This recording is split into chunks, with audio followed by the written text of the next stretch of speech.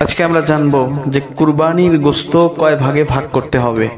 কুরবানির গোশত 3 ভাগে ভাগ করা কি জরুরি? মূলত এই বিষয়ে আমাদের আজকের আলোচনা। তো যারা জানতে চান ভিডিওটি না টেনে পুরো ভিডিওটি দেখতে থাকুন।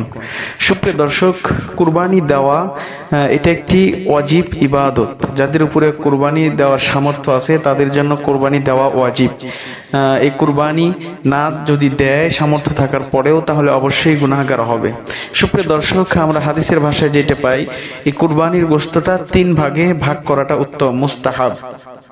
যেমন 1 নম্বর 3টা ভাগ করবে, করার পরে 1 ভাগ গরিব মিসকিনের, 1 ভাগ আত্মীয় স্বজনের এবং আরেক ভাগ যে ব্যক্তি কুরবানি দিবে তার জন্য।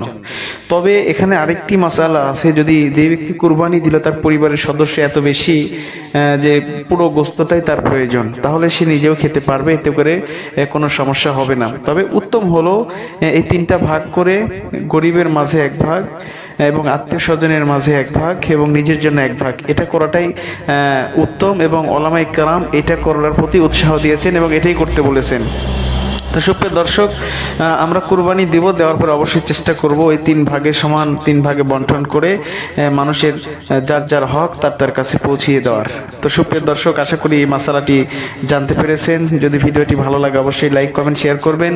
আর কুরবানি সংক্রান্ত আরও যদি কোনো প্রশ্ন আপনার থেকে থাকে অবশ্যই আমার কমেন্ট বক্সে কমেন্ট করলে উত্তর দেওয়ার চেষ্টা করবে ইনশাআল্লাহ। তো আজকের ভিডিওটি এ পর্যন্তই। পরবর্তী ভিডিও দেখার আমন্ত্রণ রইল। ধন্যবাদ। আল্লাহ।